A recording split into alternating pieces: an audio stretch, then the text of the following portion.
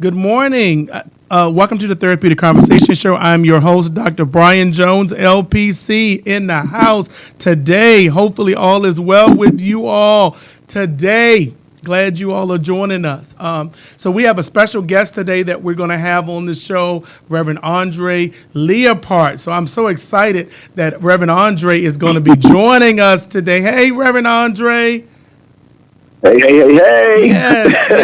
Yes. You're on. I see you. So you're here. So Okay. I'm so excited that you're here today to be live and everything. And sometimes everybody know with technology is always something going on. So we're gonna go Right. with the flow. All is gonna be well. But the Right. main thing is that you all are getting the information that you all need. Now you can also call in too in a few minutes at 770-988-6461. You can also send a comment on Facebook. 108 Praise Radio, and also my Facebook page, Bryan Jones, LPC. We're right here, and we're going to be answering questions and talking and sharing and everything like that. Now, I want to begin. We always begin, Reverend Andre, with a therapeutic moment. And today, I'm not going to read a scripture. I'm just going to kind of have a little comment, a therapeutic comment, because it's so much going on with, I adore her gift and who she is. Her name is Reverend Leandra Johnson, the singer, the gospel singer, Right. has recently got on, social media and said some things Right. about church hurt. And I just think that those Yes. things are very vital to Yes. what is going on and even our conversation. So today we're going to be talking about a Right. sensitive subject, very sensitive subject, dealing with HIV and AIDS. And that's something, especially in the African American church and community, we really don't talk about. Now, on this show, I know y'all going to be saying comments and calling in. We don't want any judgment. And I'm not going to allow any judgment. The question that I'm asking is, what is the therapeutic response to the church, the African American church, and also the African American community to AIDS and HIV? So Reverend Andre is going to be sharing. He's going to be talking and all of those type of things. And I'm also going to say that the views that are expressed on this particular show is not necessarily the views of 108 Praise Radio. And so we're self-entity people, and so we're able to talk about certain subjects, and we may agree or disagree. It's okay, but everybody's entitled to their opinion and to their belief. But in this environment, I must say that there's no judgment. We're not going to judge. I don't want any nasty comments. I'm not going to receive any of those things on this show based upon this subject. And so we are going to be loving, we're going to be caring, we're going to be understanding, and we're just going to listen to people's stories because, someone said that we're more alike than we're disalike. We're more connected and we're more similar than we are different. And so we got to realize that everybody has a story, everybody has a perspective, everybody has, something that we all look into and look at, and we need to be aware of those particular things. So definitely call in today, 770-988-6461, and we're going to definitely. So I want to begin talking about this church hurt first. I mean, that people are coming forth. I mean, even she was the spark, I would say. People have been hurt in the church for many years, and we need to start really dealing with this, and also dealing with this from a mental health perspective, that we do not talk about people being hurt in the church. The church is supposed to be a, quote, safe place, but in reality, sometimes it's not a safe place. Sometimes it's a toxic place. And we've been talking, Reverend Andre, about different things dealing with narcissistic type personalities in leadership. Right. And we've been addressing those type of things, and that we have to start dealing with those things and start talking about those things in a larger setting. And so this kind of goes along with exactly what we're talking about and what we're dealing with when it comes to HIV and AIDS, persons that are affected, but everybody's affected. If one person in the body is affected, everybody's affected by these, by different things, and especially when it comes to HIV and AIDS. And so definitely we want to talk about that. But I want to begin just with a prayer, and then I'm going to introduce our Reverend Andre and let him kind of talk, let him give a subway into, his story and just whatever he wants to share with us. And we're so excited, and I'm going to go into that in a few minutes, but let us pray. God, we thank you for this moment in this time. We thank you for this subject that is going out over the airways, and we just pray that healing would take place, that a therapeutic conversation would happen, and that you would just, have your way, Spirit. This only certain things that can be done by Spirit and by God. And we just thank you that you're doing whatever you need to do, and that your word is just good, it's encouraging, it's healing. And, and we just thank you for this subject and for, this 108 Praise Radio, that we're able to just talk about subjects like this that are very uncomfortable for people, God. But help us even in the uncomfortableness to see you and see love and see peace and see blessing, even in the midst of turmoil and trauma. We thank you for everything you're doing and everything you're about to do. In your name we give thanks. Amen. All right. So, Reverend Andre, I want to introduce you a little bit, and I'm so glad that you are a part of us, And I say us because Reverend Andre and I go way, way, way, way back. Yep, and I don't even want to say how many years, because that's going to tell a whole lot about who we are and everything like that. Right. But anyway, the point that I'm making is, and I'm just getting my phone together so I can see the comments and everything on there. Hold on one second here. And this is live, so y'all got to give me a second. All right, I see the people on there, right there. I see my stepfather and mom is on. Hello, hello. I see y'all there. Hey, Mom. Hey, Stepfather William. So they're on. They saying hello on there. All right. So as we kind of say hello. Yes. My blessing. Yes. So Reverend Andre, I want to begin. I gotta tell the people, because even as I've been doing this show, sure, I have to tell the people, that we've known each other for a long time.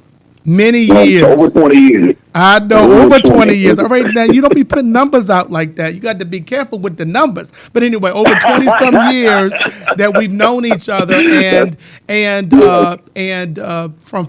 first from Virginia Union, right. And I want to say this about Reverend Andre before I give him, his academic accolades. But I want to say this: Reverend Andre is one of the catalysts, the reason why Dr. Bryan Jones went to seminary.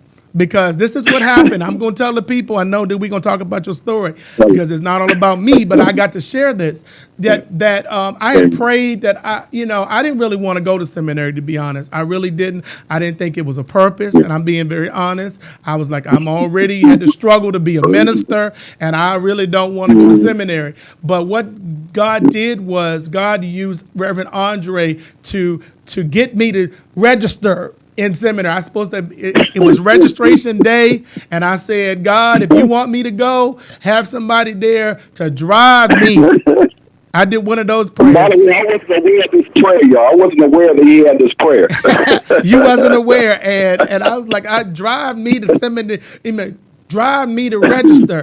And anyway, Reverend Andre showed up right at my house and drove me, because we had said that we were going to register. He was going to help me through the process and everything. And so I'm so grateful for his friendship, his love, his spirit. And then Andre pastored in Middlesex County, where I grew up in Virginia for some years. And he invited me definitely to be a part of his ministry as far as preaching there. And so I preached for him numerous times, back in the day. And then also part of his ordination council and everything like that. And it just was a wonderful experience just to be. And I've always just been, he's a colleague of mine, but I've always admired his spirit, his dedication, and his love for people.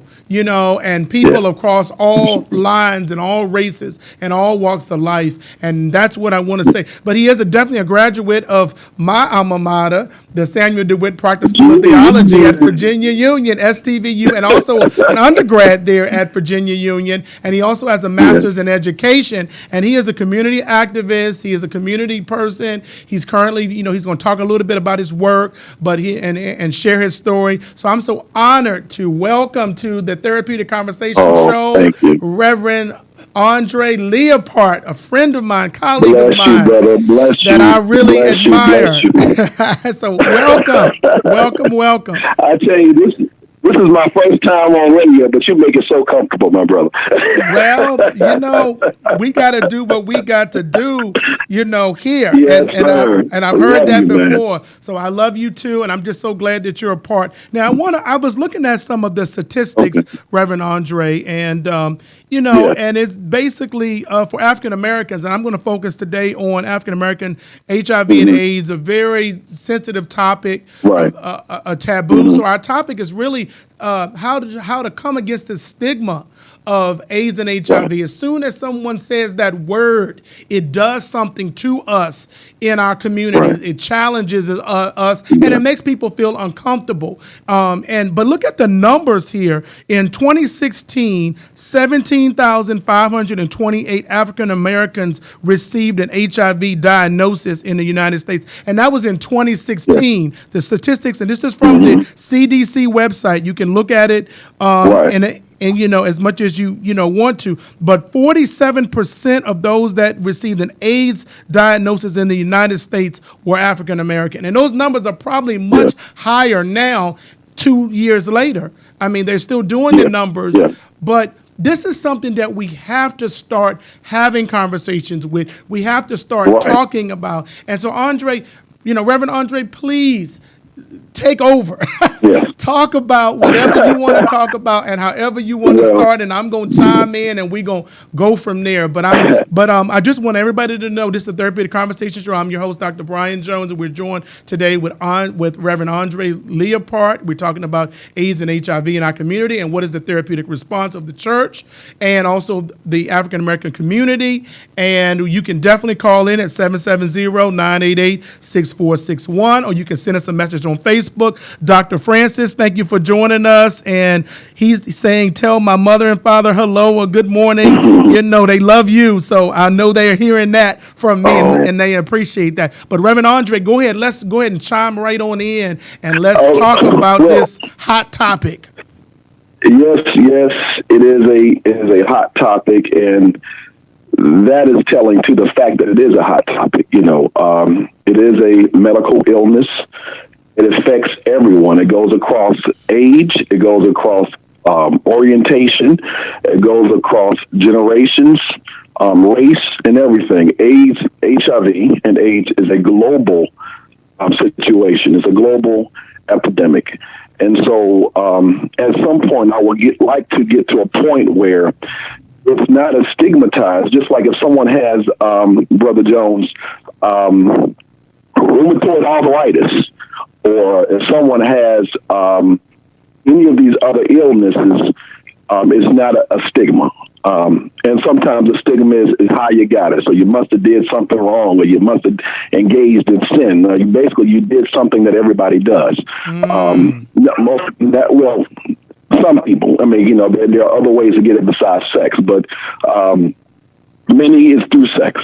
And that is, it's even hard to talk about sex itself in the church. So talking about sex and HIV and STDs or STIs is a very difficult conversation. It is a badge of somewhat of a badge of shame.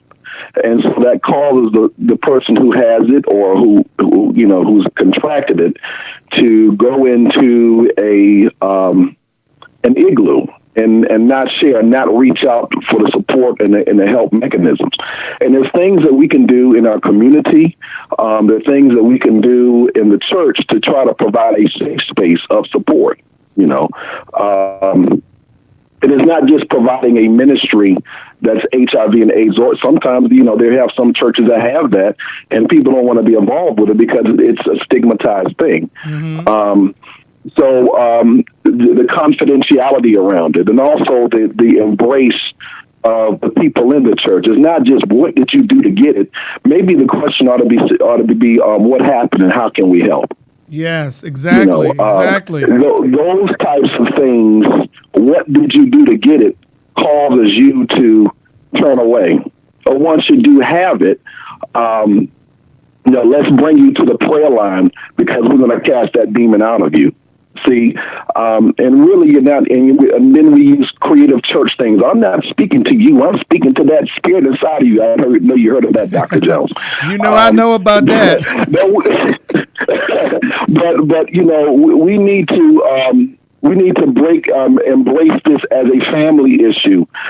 Family, not just in terms of blood and genetics, but family as a community family, as a church family. And how do we tackle this issue? And creating a safe space is a start. Yes. When people feel safe, then they can go ahead and seek out treatment, because the treatment is supported by their family.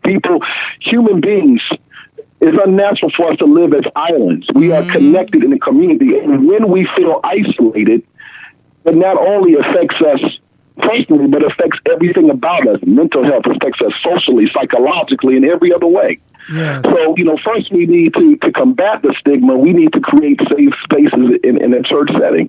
Okay, hold on now. Now pause right there, Reverend Andre, because we just want to make sure everybody's clear, and we don't want to move so fast. So we want to definitely talk about it. So the first thing that you're recommending is that people create safe places, is what you're saying. And then also you talked a little bit about the isolation. And there's a slogan going around, which I think is powerful, that people do not have to suffer in silence. Right. And so that's what you're saying, is that, that's what I hear you saying, is that, that first thing, AIDS and HIV is global. I heard that part. It goes across lines, age, ethnic cultures, sexual orientation. All of that is broad. I mean, you can't just single it out into one person, and then it doesn't look just one, affects one individual. I mean, we don't know, who could be affected by this particular, disease by looking at people. And so I think that we got to really push that. But what I'm hearing is, I'm hearing a blaming the victim. You know what I'm saying? If someone is affected, I'm hearing this blame type thing, that they're, that they did something necessarily dirty or something wrong, or this is God's judgment on you. Yes. And then that causes you to turn away from the church, because no one wants to go to the church and feel like they're being judged, number one. And no one wants to go to church and experience, and me and Dr. Taylor, Sophia Taylor, my good friend, experience shame. And there's a difference between experience shame and guilt. Guilt is that I did something wrong. There's a behavioral issue. It's something I did, I regret. Shame is I just don't like me. I don't like me in this. Yes. It is not the behavior. It is the definition. It is the meanness. It is me. Yes. And when you cause people to dislike and to try to disown themselves, then you have pushed them away. And the real sin is the church. Wow. When we do that.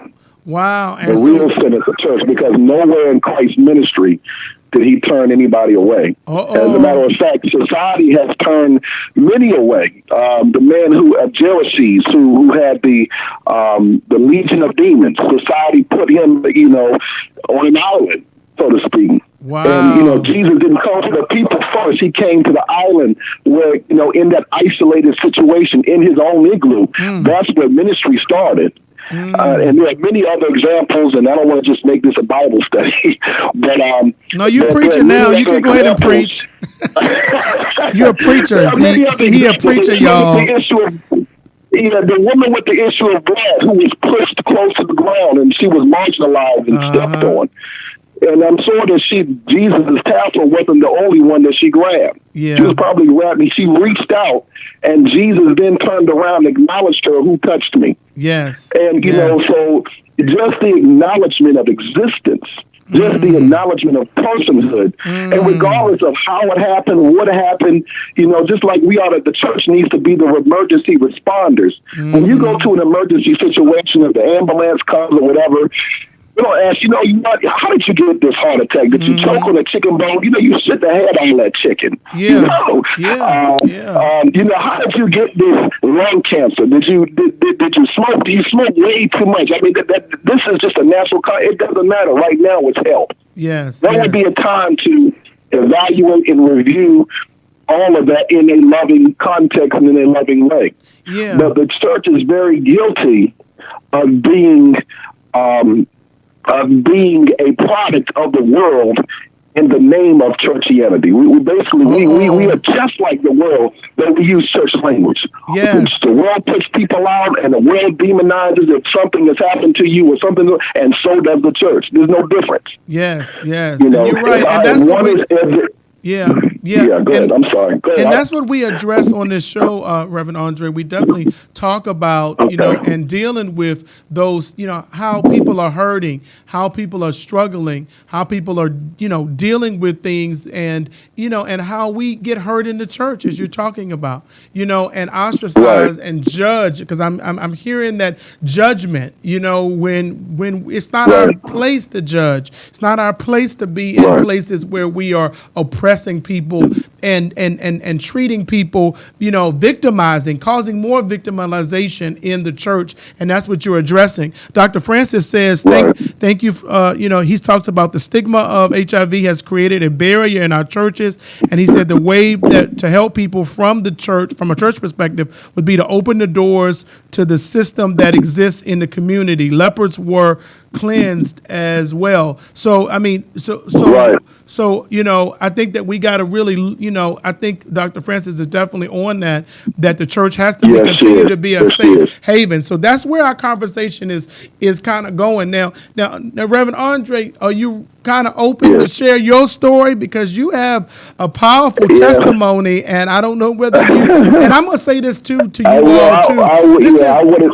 huh? I was definitely not shying away from it. I definitely wanted to share. I just wanted to allow you to, build a foundation for the Yeah, discussion, yeah. But so hold that the on, Reverend audience can Andre, I see want to how say it this. all connects. Hold on, Reverend Andre. I do want to say this though. I do want to say that Okay. you have not been talking to a lot of people about your testimony, in especially on an No. airway, in this, a national airway. So I'm just honored that you're here and that you're, Oh, open to share as much as you feel comfortable sharing. But I do think that, the okay. Bible does talk about, we overcome by the word of our testimony, and you do have a Right. powerful testimony. I've only heard parts of it, but just a powerful testimony that God is in in my opinion, from what I heard you talk about, through our conversations, God is still in the midst of everything that we go through. And I just want people to Yes. really Yes. know Yes. that you do not have to be ashamed. You do not have to be feeling like, like no one cares, because God does care, but God also will send people around you that will help you to care. And we do have a question real quick before you share your story, from Pastor Sure. Bobby Graham. He's asking, hey, Bobby, Reverend Bobby, Pastor Bobby, what are the steps of that he's asking, what are the steps our churches need to be prepared to be a safe haven? How can our churches be a safe haven? What steps? And we're going to Okay. definitely address that in a few minutes, Yes. Pastor Bobby. Pastor Bobby Graham. We're going to address that. But go ahead and share your story, Andre, while we have time. I definitely want to Sure. take time and whatever you want to share. And I just want people to be open, because it's a powerful testimony. Okay. I will have to be honest with you. This is my first time sharing, but consider myself a bold person and bold in faith, and I do want to let you know, with your listeners, all of those who I know, who I don't know, I love you all, and whether you agree or disagree, this is my story, this is my testimony, this is where I am at this point. To all of my people in Middlesex, I love you much, and Tidewater area 757, and also in Atlanta and wherever this reaches out to.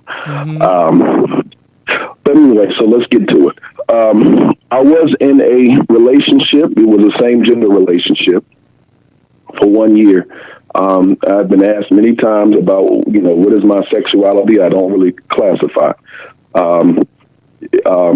During this same gender relationship, by the way, I can only speak to the facts at this time. I was advised by my attorney, because there is some other possible stuff, because I can only speak to the facts, Yes.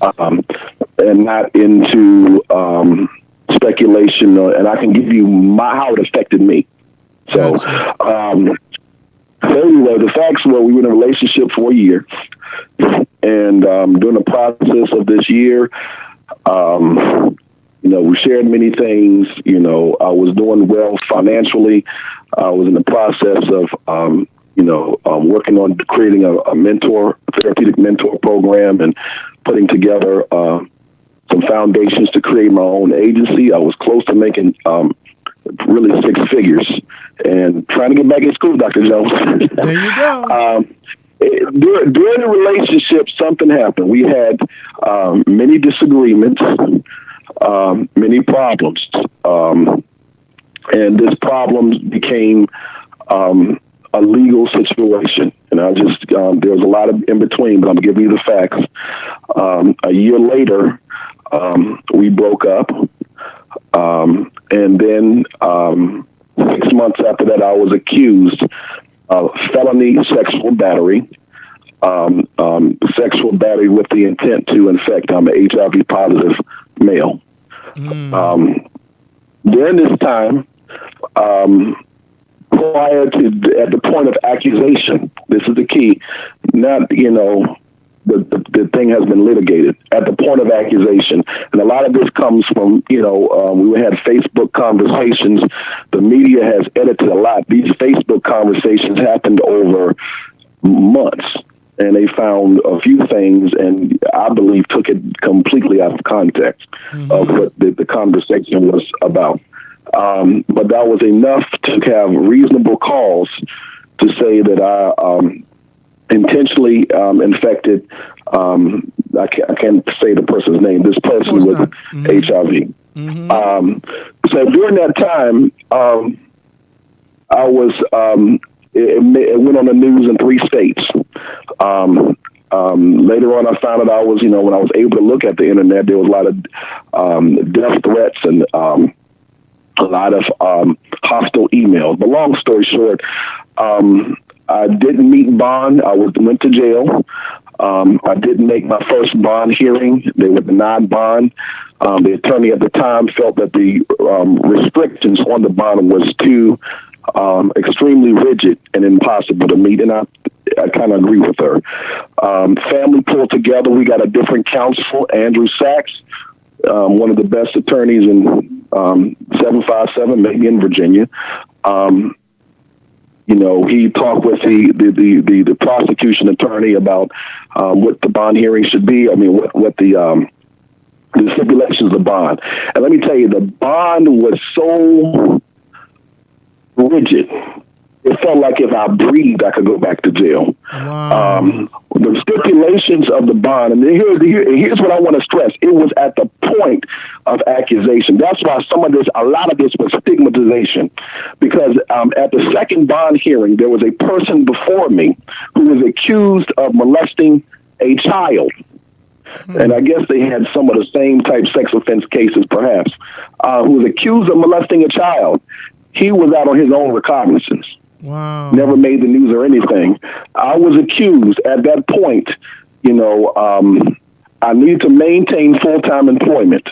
I had to be on ankle monitoring as well, and I had a private ankle monitor because Andrew Sachs did not trust the justice system to be a shake. He felt like if I had tripped the wire or something, it could make problems. I'll say it that way. Yeah. So I had a private company, and also I had pretrial. Now, pretrial is like right before trial, you report basically to a probation officer every week to just so they can keep tabs on you. So I have pretrial, probation, and on top of that, I have an ankle monitor. It seems like one should have canceled out the other. On top of this, I'm on house arrest, but I have to keep employment. Yeah. I was able to get employment in terms of working on writing a grant. That turned out to be difficult because, the natural grant process, okay? But I could not use the internet. Now, you need research to write a grant. I can't go to the library, so I feel like the defense, the prosecution would set me up for just to put me back in jail. I just would have felt like it was a $50,000 bond. Yes. So at that point, the only place I could go was to EVMS for my medical appointments and medical treatment, to my lawyer, and go home. Wow. I worked with maneuvering between the ankle monitor and pretrial. Sometimes I had to inform the ankle monitor many hours in advance that I had to go to pretrial. So basically, I can report to this. It's pretty much the same thing. Wow. Some appointments were late because I had to get his approval. The ankle monitor cost every month. I had to figure out a way to pay. I was able to turn in some of my notes for my job and able to get some of that money to pay the ankle monitor. But every month I was afraid I was going to be reincarcerated. The word spread through the community so fast because of, I don't say because of who I am, but I'm known. I've worked with FAP team, Family Assessment Planning. I've worked with Hampton City Schools, Newport News City Schools, Virginia Beach Public Schools. I've worked with the community service boards. So it just spread all the way out. In shock, I did have a lot of people who were supportive, but it was a very hostile situation to the point where when I went to get gas, just so I can make my appointments, there were hostile stares. There were comments that I won't say over your radio waves, but I was in trauma. Wow. My life had fallen in a process of 3 minutes. And then on Facebook, you know, my story went global. Yes. You know, and processing all this, and mind you, I don't have any criminal record. I think the last time I had gotten in trouble, I was suspended in middle school for one day. Yeah. So I've never been, I'm used to going to court and Stacey Adams and advocating. Just a week prior, I was advocating for a client. I mean, I had to write a letter to the judge. Yeah. And so I'm used to going to court in a different type of setting. I've never had anxiety about court until pretty much 2016. Yeah. So anyway, on June, about almost this time last year, my preliminary hearing, which is pretty much the presentation of the facts, is not an actual trial. It's just enough to say, are we going to go to trial or are we not? Yes. The preliminary hearing was set for September, and my attorney, Andrew Sachs, said the community is just too hostile. Wow. We need to go ahead and set it for all the way in December. So this is the stigma to the community said it was just. Now, my question is, why is the community having this much impact on a court case? It does. Wow. So hold on. Like I said,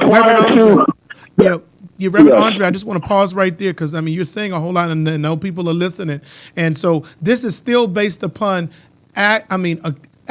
accusations. You know what I'm saying? This is what you had to go through because there was a, pending case. You were arrested, as you said, and this was based upon accusations that you had to be monitored because you did not, qualify according to their interpretation of getting full bond and all that stuff. So you had to be monitored and spend a lot of money to, to be able to do that on accusations because, and I just want to say this too, it ended up on Facebook. I saw it on Facebook. That's how I found out. I saw it on Facebook on the news, and they also put out your medical information right on the news. There you go. Yes, it did. And that was further stigmatization. So you have a same gender relationship, you have HIV, you have, the word pastor. I never said I did pastor, of course, in Middlesex, but at the time I wasn't pastoring, I was in ministry. And then you're an African American male as well. And then you're an African American male as well. So in so Virginia. I couldn't be any more marginalized. In Virginia. In Virginia. In the Commonwealth state. Hold on. I got to get this out. In the Commonwealth state of Virginia. Wow. Yeah. And so, in my background and everything, it mattered not. It mattered not. In education, it mattered not. Wow. At this point, you're not even a suspect, you're guilty. Yes. We didn't even have a court case or a trial. Now, during the process of trial, and, the trial was supposed to be tried in December. Something else happened to end up February where we had not the trial, but the preliminary hearing. Yeah. So during the process of the media percolation and the media, outrage had dwindled down.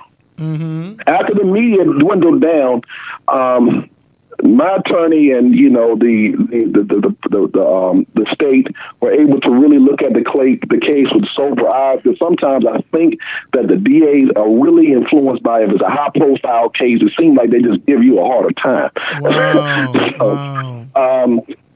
So long story short, I spent over $40,000, close to $40,000. My house was in foreclosure. I adopted a son who, it threw him through a loop. It threw him through a mental health crisis. It threw my mother through a mental health crisis. I'm living at my mother's house. Wow. I haven't lived in my grandmother says it's a family, it's the homestead. But I'm living at her house, and I'm just not used to, in my own space, coming back to feeling like a child at 40. Wow. Needing to request $5 to get gas so I can go to a medical appointment. Looking forward to medical appointments because I'm able to get out the house. Wow. These are things, sitting in my bed for long hours, just, trying to, pray my way through. And I thank God for my fellowship family, fellowship UCC. I love you. They were very supportive. My church family was. There was a lot of people in the community that were supportive, that were close to me, who knew me. There were a lot of people at work who were close to me, who knew me. There were some in Middlesex there, there were people who were close to me, who knew me, who were very supportive. But, there were times when I would almost cry myself to sleep because my mother has her own health issues and she has her own crisis that she's going on. Yes. And I couldn't put on a sad face or cry or do all the natural emotions that people could do. I requested to my attorney if I could get special permission to seek mental health treatment, because at this point, although I'm a counselor, I'm going through trauma. It's lasting over close to 8 months at the time. My house is close to foreclosure. I'm afraid every month at the threat of being reincarcerated because I can't really get a job because I have to pay this ankle, monitor guy. So there are so many anxieties over me. Then I wonder about my son. Is he okay?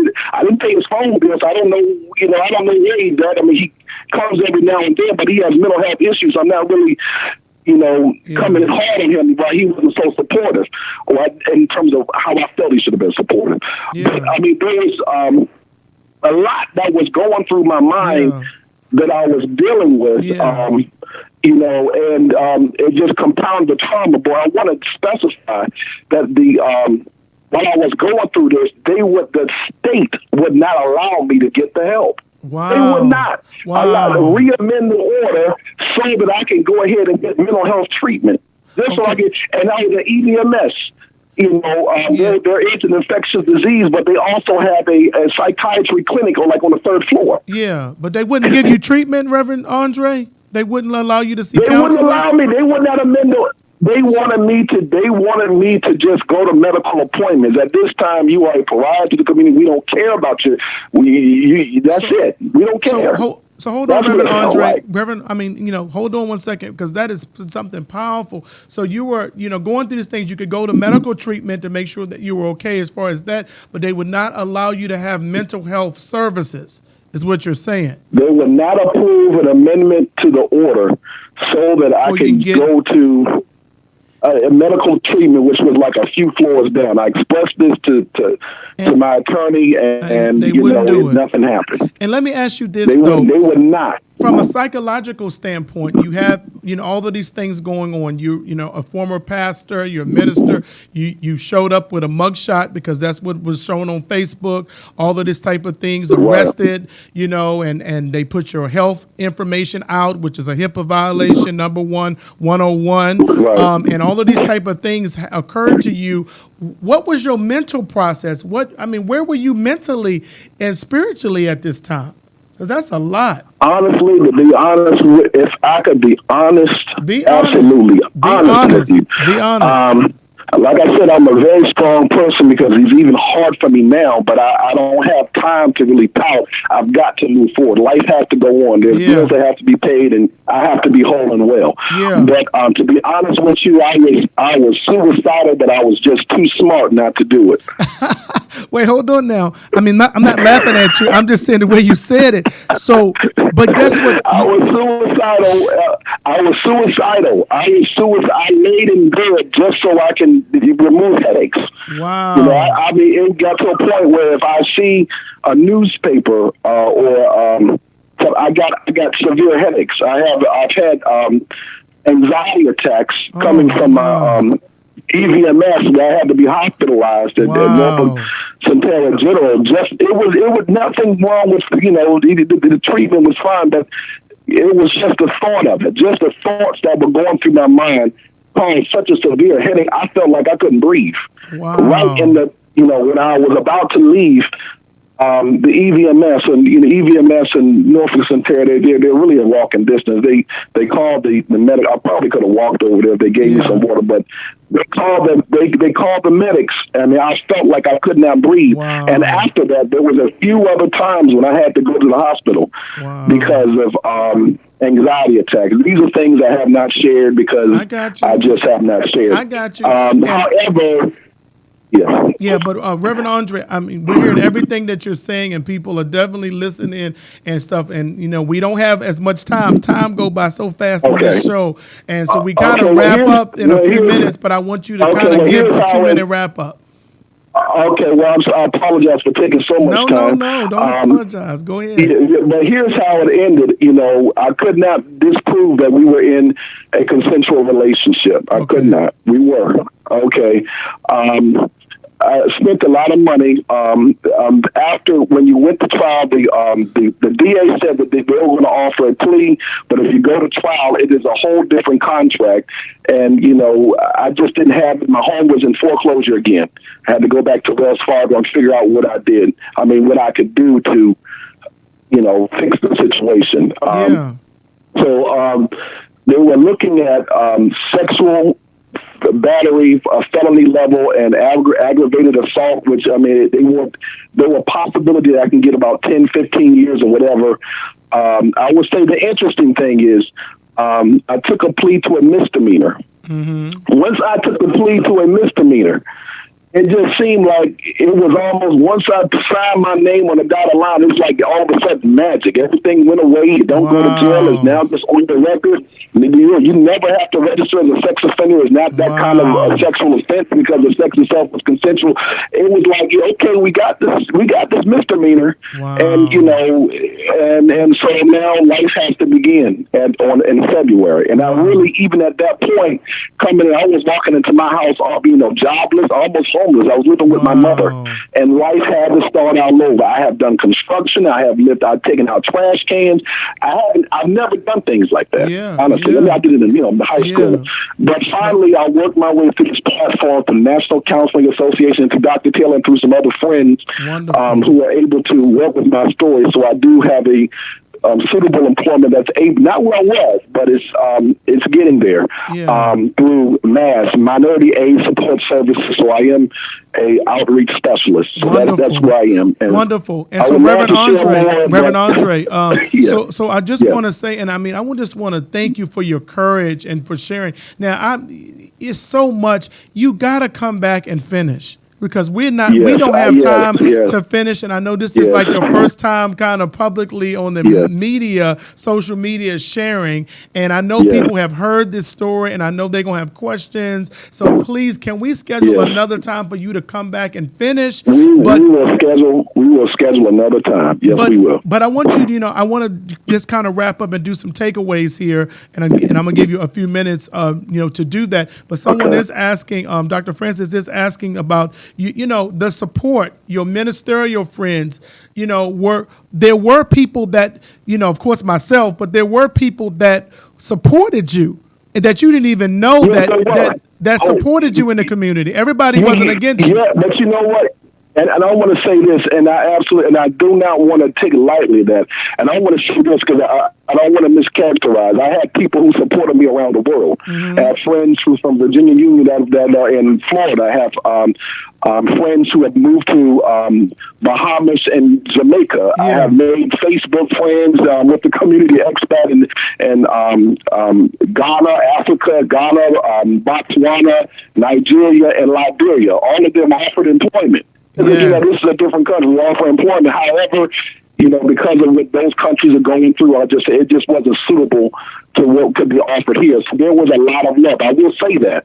Yes. For those who knew me and you and many people, there were many people who loved me, but I would say for the larger people who did not know me, who only saw that and they only know me by a news clip, it was very apparent in the community there was a lot of venomous and a lot of hostility. That's all I'm saying. And that's just vital to what you're saying. And people are responding. Minister Kim says, thank you for being transparent. I know people are hearing this, and sometimes there's going to be some silence because this is new to a lot of people hearing this story and for this to happen to you. But I also hear God in all of this. And now that you have a new aspect of your ministry, not that you had to go through that to get the new aspect, but you have a new aspect and you're still thriving and you're still doing stuff. And that's what I appreciate about you, that you're still going to move on and heal and do, and everything is still not fixed. You're still working through a lot of things, but look at that you're still here and you're still talking, and now you're an advocate, and I know you just recently did a workshop at a counselor conference or something, right? I did. Yeah, and so it's just powerful of what you're doing, but you got to come back and we got to be able to answer questions of people as we're putting a seed out. You definitely have to come back, and we got to wrap up in a few seconds. But I'm just, my takeaways is, stop blaming the victim. We all are hurt. We all got different things, and we need to block out this stigma of AIDS and HIV and start treating this like any other illness, any other physical challenge, and stop minimizing, and saying, okay, that's one thing over here, but cancer is another thing over here. Everything is connected, and all of us are affected. The question is, and someone asked, I think Pastor Bobby Graham had asked, how can the church become a safe haven? What can we do? Can you give us a step or two of how can the church be helpful in helping persons? I know there's several churches that I even go to that have AIDS and HIV ministries, but how can the church further? Can you give us one or two steps before we go today? I will. The HIV and AIDS ministry, I hope I didn't denigrate it. It is very important. But because of the stigmatization around the diagnosis, some people who have it won't be a part of that help ministry. Okay. So this is one thing you can do is, number one, just be a loving church. Be a loving church regardless of what they have. If you be a love conquers all, love endures all, love never fails. So if you are a loving church and a person who is HIV will sense that, then guess what? The isms or the particulars will take care of this. God will take care of that. Wow. So just be a loving church. Be a loving people. I love it. And I think we can conclude with that right there. Reverend Andre, thank you so much for your time and your transparency. You're going to get a lot of calls and stuff. Now, is there a number, an email? How can people reach you? Are you not public yet? Because I know, okay, this. Well, it is what it is. My thing is, I can't do counseling anymore, but one thing I can do is I do have my voice, and I use it well all these years, so that's not going to stop. All right, so what y'all need to do on this, so what y'all need to do on this show is just reach out to me, and then I'll make sure that Andre gets the contact information. If you look me up on Facebook. Okay, they can do that.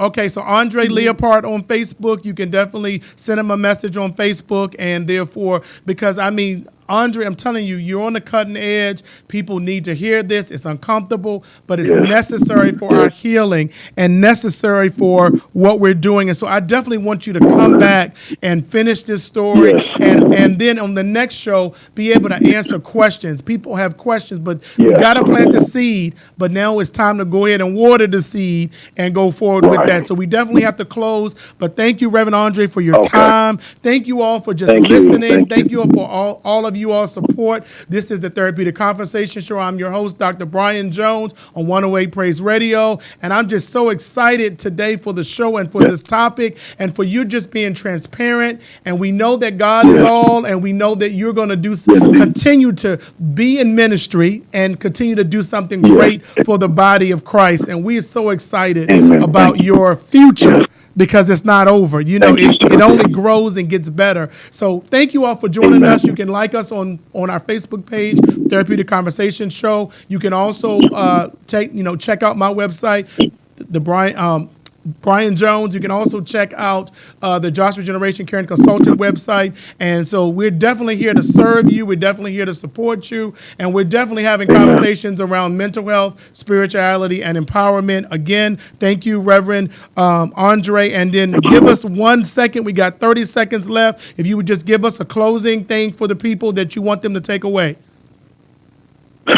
Love people regardless. The same love, support that you need for you, or that you give to your kids, or you give to anybody that's close to you, give it to everybody. If you love the right way, then you'll become the right kind of church. I love it. So spread the love, not be judgmental, and just love each other, support each other and not be judgmental. I got it. Thank you, Reverend Andre. You're definitely coming back soon, You, and people are liking it and people are talking. So you definitely coming back. We definitely got to get you scheduled. And this has been, as I said, been the Therapeutic Conversation Show. I'm your host, Dr. Bryan Jones. Join me every Saturday from 9 a.m. to 10 a.m. on 108 Praise Radio.